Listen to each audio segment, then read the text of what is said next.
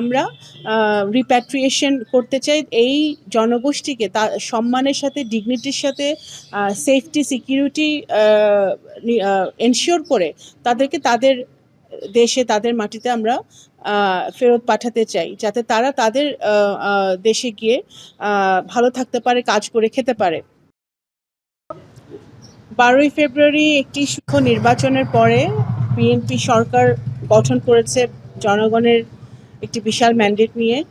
তারপরে আজকে এই প্রথম আমি আমাদের সরকারের পক্ষ থেকে, মন্ত্রণালয়ের পক্ষ থেকে আমি আজকে, এবং আমার সাথে আমাদের মন্ত্রণালয়ে আরও কর্মকর্তারা আছেন, তা আমরা আজকে এসেছিলাম রোহিঙ্গা ক্যাম্প ভিজিট করতে, রোহিঙ্গা ক্যাম্পের বিভিন্ন সমস্যাগুলো দেখতে। কোথায় আমাদের এখানে আপনারা জানেন ইউএন এজেন্সি, ইন্টারন্যাশনাল এজেন্সি, আমাদের বাংলাদেশি এনজিও, বহু ইন্টারন্যাশনাল এজেন্সি এখানে বহু বছর ধরে কাজ করছে, 2017 থেকে কাজ করছে এখানে।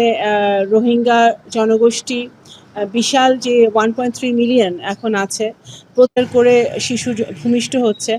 তো এই বিশাল জনগোষ্ঠীকে তারা তাদের স্বাস্থ্য, শিক্ষা, বাসস্থান, খাদ্য, নিরাপত্তা, এগুলো সব কিছুর কী অবস্থা সেগুলো দেখার জন্য আমরা এসেছি।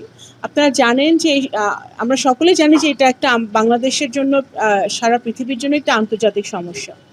তো বিএনপি যতবারই সরকারে এসেছে বিগত দিনে, শহীদ রাষ্ট্রপতি জিয়াউর রহমানের সময় থেকে শুরু করে দেশনেত্রী বেগম খালেদা জিয়ার সময়, দুইবার আমরা সাকসেসফুলি আমরা রোহিঙ্গা জনগোষ্ঠীকে রিপ্যাট্রিয়েশন করতে পেরেছিলাম সম্মানের সাথে, সিকিউরিটির সাথে। আজকে এই অবস্থা, এখন যেই অবস্থা এখন বিরাজ করছে মিয়ানমারে এবং বর্ডারে, এখন সিচুয়েশন অনেক বেশি কমপ্লিকেটেড, আমাদের সমস্যাগুলো অনেক কমপ্লেক্স। সেই বাস্তবতায় বাংলাদেশ জাতীয়তাবাদী দলের সরকার অত্যন্ত বদ্ধপরিকর যে আমরা রিপ্যাট্রিয়েশন করতে চাই এই জনগোষ্ঠীকে তার সম্মানের সাথে, ডিগনিটির সাথে, সেফটি সিকিউরিটি এনশিওর করে তাদেরকে তাদের দেশে, তাদের মাটিতে আমরা ফেরত পাঠাতে চাই, যাতে তারা তাদের দেশে গিয়ে ভালো থাকতে পারে, কাজ করে খেতে পারে, তাদের মৌলিক অধিকারগুলো তারা পায় সেখানে। সেই চেষ্টাটা আমরা করছি। তা বাংলাদেশ সরকার ইতিমধ্যেই মিয়ানমারের সরকার, আরাকান আর্মি, বিভিন্ন স্টেক হোল্ডার যারা আছে তাদের সাথে আমরা এঙ্গেজমেন্ট করছি, যোগাযোগ করছি। বিভিন্ন দেশের সাথে আমরা যোগাযোগ করছি, কথা বলছি, যাতে রোহিঙ্গা সমস্যাটা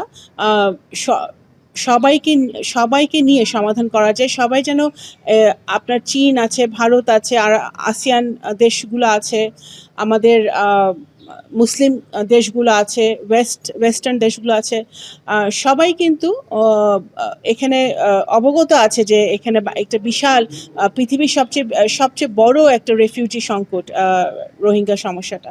তো সেইটা কিভাবে সমাধান করা যায় সেটা আমরা চেষ্টা করছি। তো সেই জন্যই আজকে আসা এবং ঘুরে দেখা। এই সমস্যাটা যেমন ডিপ্লোম্যাটিক, সেরকম রাজনৈতিক।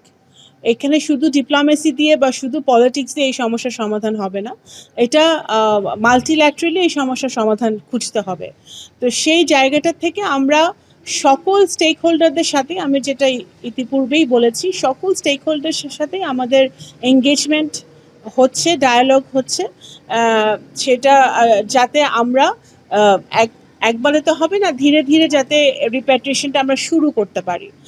কিন্তু in the meantime, repatriation শুরু হওয়ার আগ পর্যন্ত তো এই বিশাল জনগোষ্ঠীর কে তারা আছে, তাদের শিক্ষা, স্বাস্থ্য, বাসস্থান আমাদের দেখতে হবে। কারণ আপনারা জানেন যে ইতিমধ্যেই বিশাল একটা ফান্ড কাটিং হয়ে গেছে, এখানে অনেক শিক্ষা এনাফ নাই, ফুডের অনেক স্কারসিটি আছে, বাসস্থান নাই। যারা রিসেন্টলি আরও 1.5 লাখ মানুষ মনে হয় এসছে, তাদের ঠিকমতো বাসস্থান নাই। তো এই জায়গাগুলোও কিন্তু বাংলাদেশ সরকার চিন্তিত। বাংলাদেশ সরকার এই সকল আন্তর্জাতিক সংস্থাগুলোর সাথে কাজ করছে, এবং আমাদের, বিশেষ করে আমাদের যারা বাংলাদেশের প্রতিরক্ষার বাহিনীর যারা সদস্যরা আছেন, যারা এজেন্সি যারা কাজ করছেন, আমাদের কোস্ট গার্ড, বিজিবি, আমাদের প্রতিরক্ষা সংস্থা, আমাদের পুলিশ, আর্মি, সকলেই কিন্তু, নৌবাহিনী, সকলেই কিন্তু খুব মানে ডিলিজেন্টলি খুব মানে সতর্কতার সাথে এবং মন দিয়ে তারা এই কাজটা করছেন, যাতে আমাদের